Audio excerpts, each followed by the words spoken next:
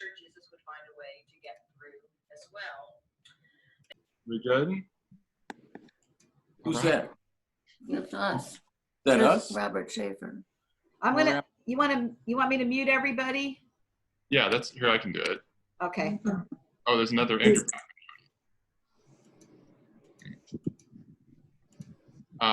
Yeah, mute all.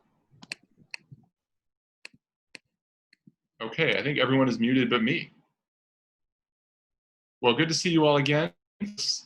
Our last visit, our last session together. 4 weeks have gone by and we've covered a lot of territory. So just want to start off by thanking you all for sticking with this for a month. This isn't all kind of happy good news, but and unfortunately tonight's not going to be much of that either, I'm afraid. But this is important stuff to study, and it has implications for how we understand our present moment, and that's what this whole thing has been about. I mean, we haven't touched on kind of an anti-racism training. That's not what this is meant to be, and it's not been about proposing my agenda for how to fix race in America. It's been about trying to understand where we're at and how we got here and what that means for being Christians and mostly white people and responsible today. So I'm very grateful again that you've stuck with it, and I hope that tonight we have a little bit more time to discuss some ideas and also to speak to what might come next. This is meant not to be the last conversation we have about race at Bethlehem, but hopefully to kind of launch us into something that that isn't informed yet. So I think Pastor Sarah will say something about that at the end, but just know that this isn't the last word. So same rules as every time. Keep yourself muted if you don't mind. Don't hesitate to write questions into the chat function, and I'll present for maybe 30 minutes this time and then open it up to some breakout groups and then large group discussion. So if there are no questions in the balance right now, I'll go ahead and start.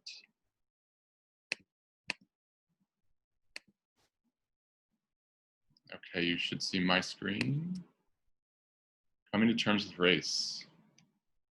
Okay, so last week's class took us out of the overt racism of the Old South and into the covert racism of the industrial North. By looking at the case of housing policy in Chicagoland in the mid-20th century, we could see the enduring effects of racism long after the legislative reforms of the civil rights movement, and even after very steep declines in racist attitudes. The laws changed, people's feelings changed, but the neighborhoods on Chicago's west side remained impoverished and Black, and the western and northern suburbs remained wealthy and white. Got these maps there on the side for you to see again. I heard these were helpful last time just to kind of see the severity of this. So I noted that white flight came during one of the largest housing booms in American history, and that the ability to purchase property and own a home has proven to be among the surest ways to build generational wealth, to move up to the middle class. It allows you to build a nest egg, and it means that you get better schools in your area, which in turn means that kids get into better schools, they get better jobs, they earn more money, and this cycle continues. So that's the first point. The second point from last time was I tried to show that in a world shaped by a history of racism, even seemingly innocent and responsible decisions further entrench racial injustice. It's not evil to want a good education for your kids, but because the good schools are in white neighborhoods that got rich in part by excluding Black people from those government programs, the desire to move out to a mostly white suburb for the schools becomes morally fraught. Yes, it gets your kids a leg up, but the leg up comes at the cost of further segregating Chicagoland schools. So I tried to show that this creates a kind of tragic situation where even normal, reasonable decisions can lead to racist, racially unjust outcomes. I argue that the city and the suburbs are inextricably connected, that the practice of redlining in Chicago generated government disinvestment and poverty in the city, while it had the opposite effect on the suburbs. Our wealth and our highly rated schools are largely the result of government subsidies for the mortgage industry that were only available to white people. This means, fourth, that white people didn't get rich on our own and black people didn't get poor on their own. White majority schools aren't better because they happen to have mostly white kids, and black majority schools aren't worse because they happen to have mostly black kids. They're primarily the result of what we've called institutional or systemic racism, which, it's worth noting, is one of the many kinds of racism we've studied so far. So it's worth noting, I think, that over the past 4 weeks, we've traced some significant changes in the meaning of racism. We've talked about this each time. So overt racism is obvious, it's intentional, it's built into the law. Covert racism is the enduring racial inequalities that persist after the laws have been changed and people's prejudices have diminished. And there's two different kinds of racism. One is located in the individual's heart. You can have racist feelings towards one another. But that's not the same as institutional racism, the kind of embedded patterns of behavior that exist and endure long past the end of personal prejudice. So since this is a class called Coming to Terms with Racism, I think one of the goals has been to build a vocabulary around this topic so that we can have an intelligent conversation around it. And one of the ways that you do that is to distinguish between these different kinds of racism. And I guarantee you, when you're out having conversations with people about race and our current circumstances, you'll hear them use each of these different, they'll use the term racism to talk about each of these different 4 things, and they often won't acknowledge that there's something different about them. And that leads to confusion. And so hopefully by taking this class, you now have some clarity on what these terms mean and how they're different from one another. We've also covered a lot of historical ground in this class. That's because I've suggested that race is not just an idea with a vocabulary, but it's an institution with a history. You might recall that for the ancient Greeks and the Romans, no one thought about social differences in terms of race. It hadn't been invented yet. That was the big surprise of the first session, that race as an idea isn't as old as humanity. It was invented out of whole cloth in the 15th century and in the 16th and 17th centuries in Germany and England. So this idea, we talked about how this idea that has no basis in biological reality, that most scientists today totally disregard as a fiction, still matters so much in America. This is so because race became institutionalized over 400 years in the United States. And this is why it's so important to spend half of our classes walking through the long history of race. It's not just because this history is interesting, although I think so, and others of you do too. It's because we can't understand our present situation without at least some understanding of how we got to be where we are. And this understanding of how we got where we are changes how we engage in moral reflection on the issues around race. So consider this example. You've seen this chart every time. I'm going to keep showing it because I think it's important. This is the racial wealth gap from the late 80s to the present. Now imagine that you show this to someone who hasn't taken this class and doesn't know the history of race in America. Imagine how different this person might draw conclusions about this graph if he didn't know that white people extracted wealth from black people for free through 250 years of slavery. And if that person didn't know that white Southerners made it almost impossible for freed black people to accrue wealth after they were emancipated. Or if that person didn't know that black people were systematically excluded from the mortgage market that built the wealth of America's white middle class. If the person didn't know that, then they'd be likely to look at this graph and conclude that black people are so much less wealthy than white people because they lack work ethic, or because they're unintelligent, or because of something like a culture of poverty, which some people tend to speak of. Now, based on those judgments, that person might argue that it's entirely unfair for the government to offer programs aimed specifically at Black people. They might insist that affirmative action programs, for example, are examples of racism. But now that we know this history, we know better than that.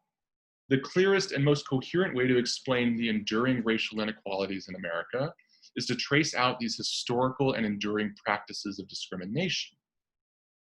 That means that these policies then that seem to be discriminating against white people are actually trying to make up some time for a whole history of affirmative action for white people, right? That white people were privy to these mortgages in the 1930s through the 60s that Black people weren't privy to. In fact, there's a great book called When Affirmative Action Was White, and it spells out the ways in which government investment has been, before the age of official affirmative action, has effectively enriched the white middle class at the expense of Black people. So now that we know the history of race in America, we know how to see through these arguments, and we know that how to make sense of these present realities. Speaking of the present, that leaves us with a question. Now that we've studied all of this history, what does it mean for us now, here, in the present? How should we understand our moral situation as a predominantly white congregation in the Fox River Valley? And the million-dollar question, what should we then go and do? On this score, the history can only tell us so much. We can learn a lot about what not to do, but discerning what we should do is actually a great deal trickier. One of the central lessons I hope we've gleaned from the past two sessions is that Americans have tried a whole host of methods to repair our racial divisions and to live up to the ideals that were originally inscribed in our founding documents. American abolitionists tried everything from starting mass campaigns to sparking slave revolts. American legislators have passed countless laws, and American Supreme Court jurists have issued rulings. American citizens have organized movements for racial justice, ranging from small community groups like the Fox River Valley Initiative to nationwide campaigns that we saw in the 60s and now again in 2020. Through all of these methods and many, many more, Americans have made considerable progress.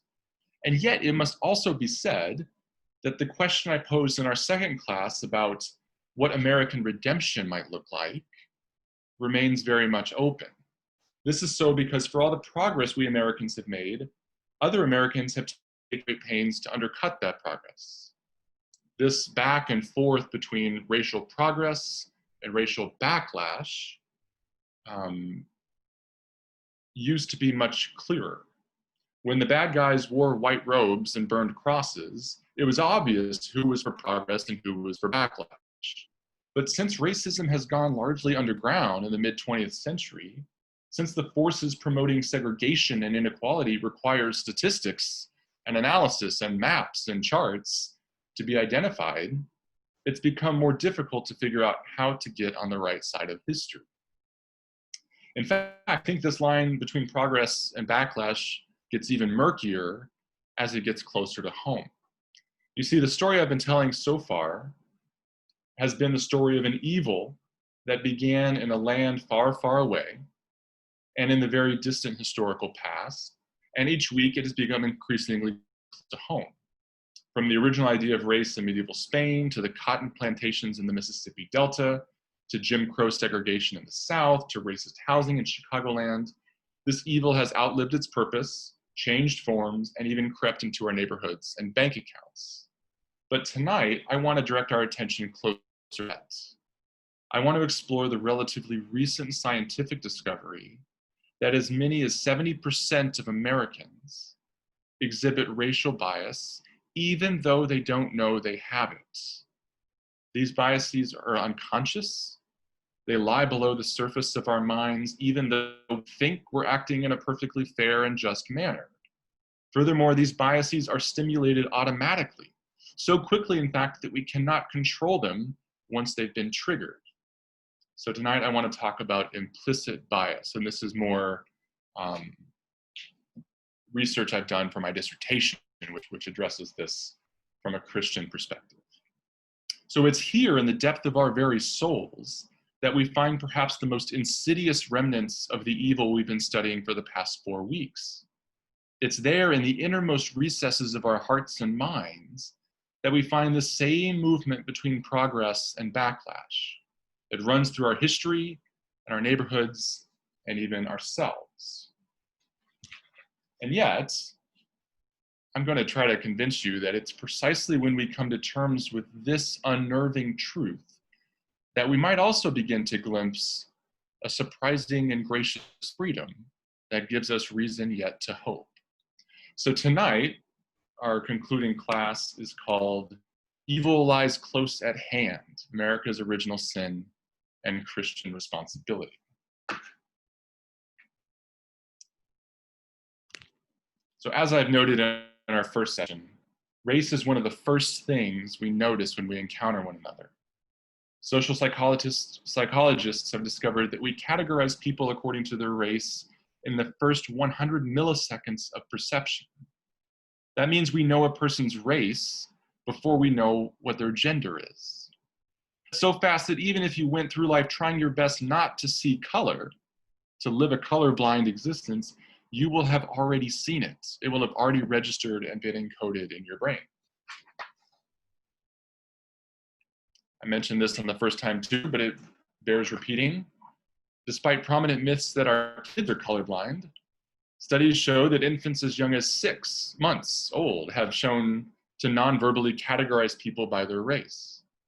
By the time they're 2, toddlers use racial categories to predict people's behavior. They can predict whether someone will be nice to them or treat them meanly based on the color of their skin. And by 3 to 5 years old, children not only can categorize people by race, but they also express racial biases. And most scholars think that these biases are not taught to them explicitly by parents. It's not like we sit our kids down and we tell them that such and such group of people is lazy and such is smart, and you should be attracted to this group but not this group. That's not how it works. Rather, it happens through osmosis. Children observe who their parents invite over for dinner and who they don't. They watch TV shows and notice who the good guys are and who the criminals are. They notice how different the neighborhood feels when you drive out of St. Charles and into Elgin or Aurora. All of this information about race gets encoded without anyone having to sit down and have the talk about how race works. Kids just pick it up.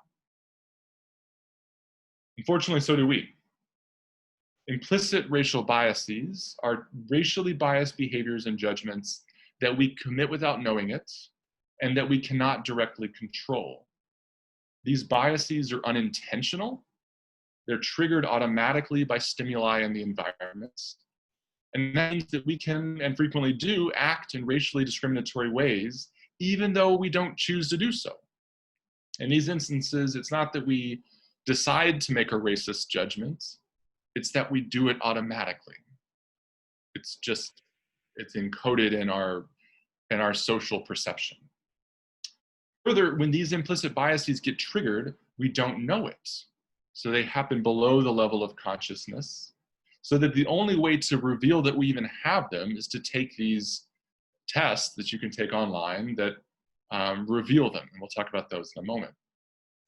But the results gathered over the last 20 or 30 years or so says that as many as 70% of Americans link Black people with negative cultural stereotypes like danger, criminal, threat, ugly, and unintelligent. So how do these tests work? In one prominent test called the Implicit Associations Test, or the IAT, you're shown a screen like this one on the right side. There's an image of either a black or a white face in the middle, and you're told to categorize it either as African American, and push left, the African American word is up on the left, or European American and push right. As you do this task, the researchers time your responses to see how quickly you categorize each face and how accurately you do so. And during the course of this test, you're shown dozens of these slides, each with a different face that needs to be categorized one way or another. But the clever trick of these researchers is that they stick another word up there right next to the racial identity marker. In this case, they paired the word good with African American and bad with European American. Now, they've conducted over 26 million of these tests. You can take it yourself at Harvard's Implicit Bias Lab. I'll maybe include a link to that, but you can just search Harvard Implicit Bias Lab and you can take these tests. You can take them on race, on gender. There's tests for people that have a bias against obese people. There's all kinds of implicit biases out there. But it turns out that most of us will categorize Black faces as African American faster when the racial identity at the top is paired with a negative stereotype, like bad or lazy or stupid or untrustworthy. On the other hand, we'll categorize Black faces more slowly when it's paired with a good stereotype, like good, smart, pretty, or honest. And they can detect these slight differences in speed because it's happening on a computer. Now, when the target face is a white person, the exact opposite happens. We seem to have an easier time categorizing the face as European American when it's paired with a positive word, and a harder time when it's paired with a negative word. So the conclusion that they draw is that our minds are more easily associating white people with positive things and Black people with negative things. Now, this categorization task seems pretty innocent. No one's going to lose their job or get hurt over these kind of simple procedures about putting faces in one box or another. But this quickly gets much worse. In weapons bias studies, participants are subliminally primed with either a white face or black face. So the researchers would flash an image on the screen of either a white face or a black face, but they would do it so quickly that the subjects don't know that it's been shown to them. So it happens too quickly for them to know that it happened, but their brain still encodes it. Then the subjects are interested to identify a garbled image of an object as either a garden tool or a weapon. These pictures would start out really staticky. You can see the picture there, the third one down on the left. They start out really garbled and staticky so that you can't tell what it is, but as the seconds go by, the static gradually decreases and the outline of the object becomes more clearly visible. So they tested to see how quickly the participants could accurately detect these garbled images after being exposed to a white or black face. So when participants were subliminally primed with a black face, they could tell the weapon out of the garbled image more quickly. Priming with a white face decreased the speed with which they could detect the weapon. And participants more frequently misidentified garden tools as weapons when they'd been shown the black face. So the conclusion here is that there's a widespread stereotype that links Black people with danger and criminality and makes it easier to detect weapons when we have Black people on our minds. The idea is that when you get flashed an image of a Black person, your brain automatically activates a cluster of associated concepts like danger and criminal that don't get activated when a white face is shown. So we've been trained over the course of our lives to associate Blackness with danger and criminality, whether we like it or not. So when these concepts get activated, we can process images of weapons faster than we otherwise could. This is basically a theory of working memory, that as soon as you have kind of an idea recently activated in your mind, it's more easy to use it. It's more readily available. And so you can do these tasks more quickly. But the problem comes when these categorizations are linked with negative stereotypes for Black people and positive ones for white people. Now, if this weren't frightening enough, there's an even more chilling study of an effect called shooter bias. Now, in these studies, participants are shown a black or white man holding a tiny metallic object, a shiny metallic object. They're instructed to press a button marked shoot if the person is holding a gun, and don't shoot if the person is holding anything else besides a gun.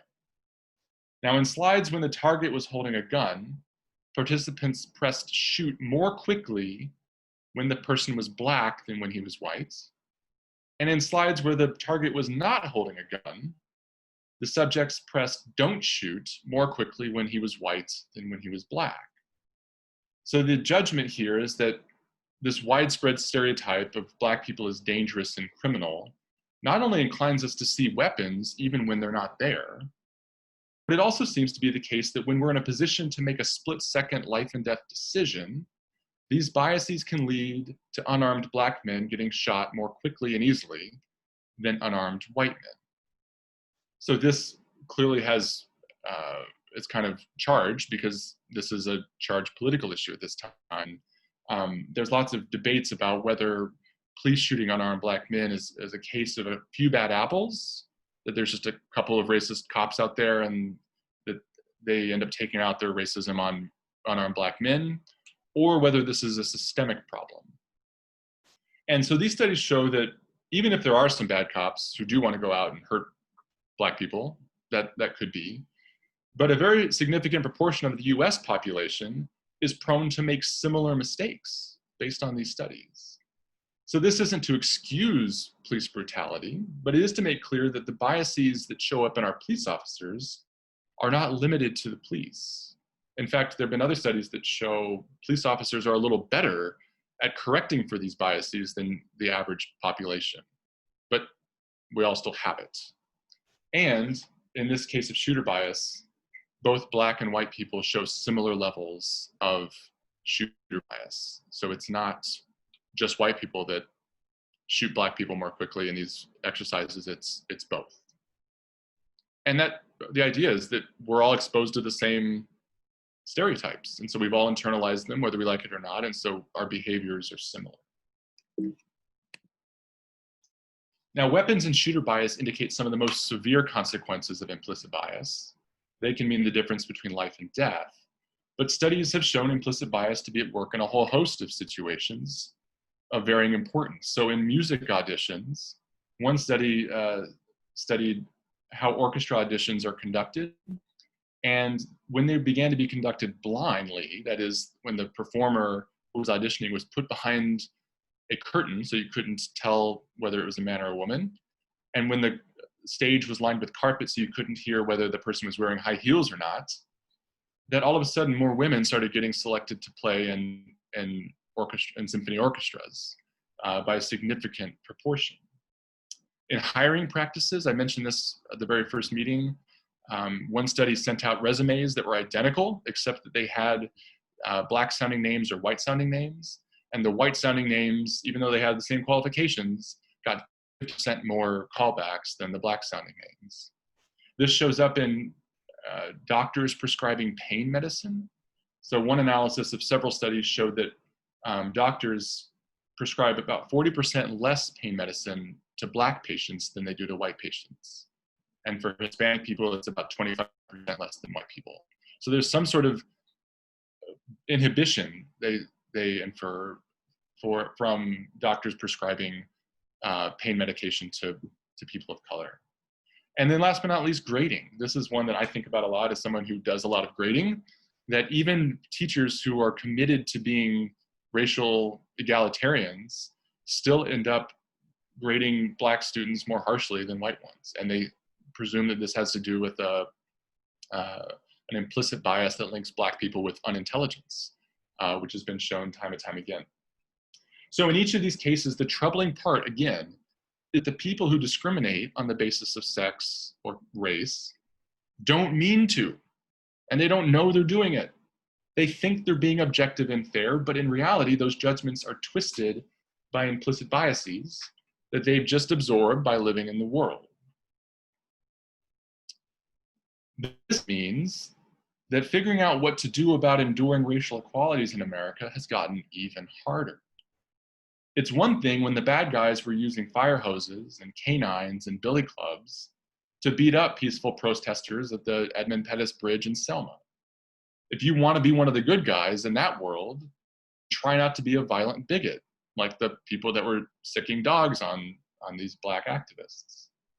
It's another thing when racism goes underground and even people making relatively innocent choices about where to send your kids to school and where to live can get caught up in the evil of racism. If you want to be one of the good guys in that world, you might think about advocating for low-income housing in Geneva or St. Charles, or tutoring at-risk Black students or brown students to help close the gaps in education. But this social psychology research on implicit bias suggests that the quest to be one of the good guys is even more fraught than that. Even when we think we're doing the right thing, even when we're trying to be truly objective and colorblind, even when we're trying to be good, there is a good chance that we're still harboring these implicit racial biases that have real-world discriminatory effects. And so this adds another kind of racism to our repertoire, that in addition to the kind of covert racism where these patterns just keep emerging in housing policy because of people buying homes and keeping them and passing them on to the next generation, there's also a kind of implicit racism that enervates our ability to be moral even though we're trying to do it. The automaticity and the unconscious nature of this kind of racism has really sent shockwaves through the study of race and racism in America, because it used to be that you just tried to educate people to not be racist. But these are people that have been educated not to be racist and desperately desire not to be, and yet it still keeps showing up. It's insidious, and more so than we thought. So you may have noticed that at the start of each class for the past 4 weeks, I've made sure to say that this is not an anti-racism training, nor is it about policy proposals. The point of these 4 classes has not been to make anyone less racist or to promote my own agenda for how BLC should respond to this racial moment in America. And that's been on purpose. When people get together to talk about race, one of the first things that usually comes up is the question, what can we do? What can be done about these problems? There's this felt urge to act, to get past all the talking and finally do something about it, to make a difference. To use biblical terminology, we have this desire to be doers of the word and not just hearers of it. Now, don't get me wrong, we definitely do need to act. It's not enough to sit around and have conversations about what to do and never actually go out and do anything. By all means, we should be trying hard to fight bigotry, to promote low-income housing in wealthy suburbs, and to promote education equality in schools out here and in the city. We should use all kinds of means, mentoring, advocacy, political action, all of the above. So please don't walk away from this class and say, Pastor Andrew says, taking action on race is optional. That's definitely not what I'm saying. But what I am saying is that sometimes the drive to just do something about race can get in the way of a deeper reckoning. It can be an attempt, whether conscious or unconscious, to prove to ourselves and to others that we're one of the good guys, that we're not racist, that we're on the right side of history, that we're not like those other folks who are out there holding up racial progress in America.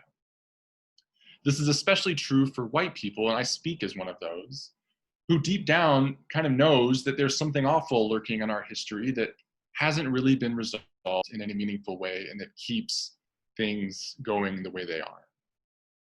And so this desire to be good, to be counted among the not racists, can actually inhibit us from doing the harder spiritual work of taking a long, hard look at ourselves, at our history, at our wealth, at our property, and even at our own hearts and minds. That's because when we start doing that kind of work, we don't just find pure goodness. We find a lot of uncomfortable truths that call our moral goodness into question. I mean, the fact that so much of the history that we've covered in these past few weeks has come as a surprise to so many of us, even to me as I've been reading this, it's frequently caught me off guard. That itself indicates that the uglier side of our national and local history isn't just broadly known, that there have been forces that have tried to kind of keep that shrouded from view, that's not communicated quite as frankly as we have communicated it the past couple weeks, because it threatens the notion of us, of our nation, of our communities as good, It hides a sinister side that we all have an inclination to not want to acknowledge and to admit. But I've called this class Coming to Terms with Race because I think that before we decide on some program or policy for how the VLC community is going to respond to this moment, we need to know that the evil that we so desperately want to avoid is already deep within us. The institution of race in America has shaped not only our society, but also our hearts and minds. The evidence of implicit bias only makes it clearer that our desire to not have a racist bone in our bodies is for now a pipe dream. And our drive to prove how not racist we are only covers up the fact that it is in our bones. So, how should we think about this evil that sticks to us like glue, that remains a part of us in spite of our best efforts to be good? Well, the Apostle Paul has a word for it. He calls it sin. In Romans 7, he writes these words: "When I want to do what is good, evil lies close at hand. For I delight in the law of God in my inmost self, but I see in my members another law, at war with the law of my mind, making me captive to the law of sin that dwells in my members." You can almost hear the frustration in Paul's voice. He's tormented by the fact that even he, a Pharisee among Pharisees, still finds evil lurking just under the surface. This is a guy who tried like heck to be good, to be righteous before God, to demonstrate his moral goodness to his community and to everyone. But despite his best efforts, the evil remains. Goodness stays for him elusive. But that's why he takes this powerful turn at the end of Romans 7 that I didn't read yet. Instead of continually trying to prove his goodness, Paul decides instead to confess his sinfulness. Who will rescue me from this body of death? He asks. And it's in this confession, this honest acknowledgement of sin and his request to God for help, that all of a sudden, out of the depths of his soul, grace and freedom appear. His next words after this cry for help are, "Thanks be to God through Jesus Christ our Lord." Now, I think that there's real wisdom here that might actually guide us as we discern what God is calling us to do about race in our community. Confession is something that Lutherans know well how to do. At nearly every service, we begin with confession. Lord, we have sinned against you in thought, word, and deed. Sometimes there's even a moment or two in the middle of that to examine our conscience and to reflect on how we've omitted or committed sins, or we've sinned of omission or commission during the week. This act of confession is the exact opposite of trying to prove how good or not racist we are, whether to ourselves or to others or to God. It's rather an honest acknowledgement that we're all kind of a mess. There's humility in this practice, an honesty about ourselves that throws a bucket of cold water on our illusions to be anything else. This is an important part. I'm trying to show how it's different than the kind of urge to show how good and not racist we are. Rather, we could just confess that we're racists, even though we don't want to be. Even though our world, if we could just snap our fingers and change it, we'd like to. But there's some freedom, I think, in just naming what is as it is. But it's got to be paired with something else. And we see this in our liturgy. Confession isn't the last thing we do when we gather to worship, or when we worship in our homes. We hear the word proclaimed, we sit at the Lord's table and are nourished by Christ's body and blood, and finally we're sent forth to love God and love our neighbors. In other words, the last thing that happens in liturgy is we're called to be responsible for one another and to God. So this act of confessing racism as a sin, I think frees us from the feeling like we need to hide it or cover it up or pretend like it all ended when slavery ended or when we passed the civil rights reforms of the 1960s. But by confessing it as a sin that infects not only our society but our own hearts, we lift this issue up to God as something that we don't fully know how to respond to. And we ask, like Paul, to be rescued from it, for God's guidance in how to repair and redeem this thing that for centuries we've tried to redeem and we have repeatedly fallen short. And when we do that, when we confess it to God and ask God for help, we also ask, I think we should ask, for the grace to take responsibility for it. Taking responsibility for sin is a very different thing from trying to be good. The desire to be good motivates us to hide from sin, to lie about it, to cover it up.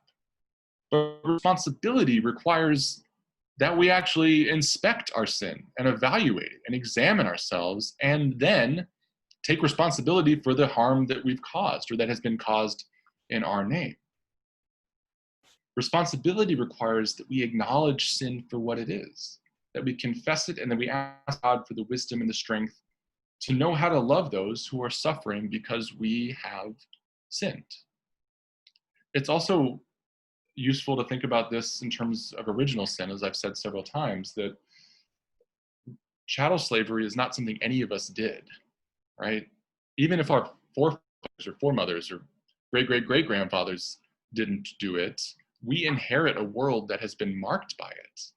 And so even though we didn't do it, the Christian idea of sin suggests that we have some responsibility for it, that whether we benefited from it or not, but especially if we benefit from it, that there is some summons from God on our souls to do what we can to try to repair it and to heal these wounds. So, by way of a conclusion, I want to thank each and every one of you for participating in this class. I think it takes a lot of courage to do this kind of soul-searching work and this deep dive into American history, to examine the highs and the lows of our history and to ask questions about what it means for us now. It can seem like in a class like this, where we're just sitting in a group of mostly white people and talking a lot, isn't doing much of anything. But I think it is. I think it actually does a lot. I mean, as the example I showed earlier indicates, it's hard now to look at the racial wealth gap in the same way as I have before. That knowing this history, talking a lot about this for the last 4 weeks and for a total of 6 hours, changes the way we inhabit the world. It changes the way we see our situation. And it might change the kind of stories we tell our kids about where we live and about the kind of images they see on TV. And it might provoke us in conversations with our friends to not let those old myths just pass by freely in the way that we once did. And so if enough people, especially enough white people, begin to examine this history and examine ourselves, and commit themselves as we have to live differently, to call this stuff out and to change, that can really make some big changes. I mean, it's not sufficient. We've still got to do something, but this is a good place to start. And we're in a particular moment in American public life, I think. It's clear that there's an interest to study this material and to probe our history in a way that has not really been present in my lifetime. And I don't know that it's been present before that. So there does seem to be a kind of kairos moment that's before us, and that this group has already begun that work. I think there's questions that remain about where we go and kind of what happens next. But whatever that next step is, I hope that the kind of thesis point of this last class is that the desire to be good, to kind of show our not racistness, often gets in the way of progress. And it's that which inhibits us from taking a deeper look, that reveals the problem to be different than we thought. And so responsibility is another Christian idea that maybe better serves us as we ask, what is it that Bethlehem is called to take responsibility for where we are? What kind of response do we owe those who are suffering from the violence and the exclusion, racism? And where in our midst is God calling us to be those responsible agents to change? And I think that there will be a different answer for every person in this group for how that looks. For myself, I mean, I'm not, many of my friends are out protesting in the streets, and I have done that in my life, but it's probably not where I'm going to do most of my work. That my work is as a scholar and as a teacher, and that's also a way to kind of live out this commitment. And there's as many vocations as there are people in this room, and that means kind of asking ourselves individually, what is it that, what would responsibility look like here and now? That's the question Bonhoeffer asks, the old Lutheran theologian from Nazi Germany, who asked, where is my responsibility in this? So I think that's something we can do individually, but I also hope that Bethlehem as a church, as a community itself, engages in some moral deliberation about what responsibility looks like for us as a community, not just as individuals, but as a group. And I think that taking that tack, where we're not so worried about showing ourselves to be good white people, mostly white people, but responsible white people, I think that changes the game and might actually open up some new horizons. So that's what I have for tonight. I would love to break us all up into groups. Are there any questions real quick? Heather, we're good? Okay, good. Let's break out into, take a 15-minute breakout group and answer these questions. So just introduce yourself to start, mention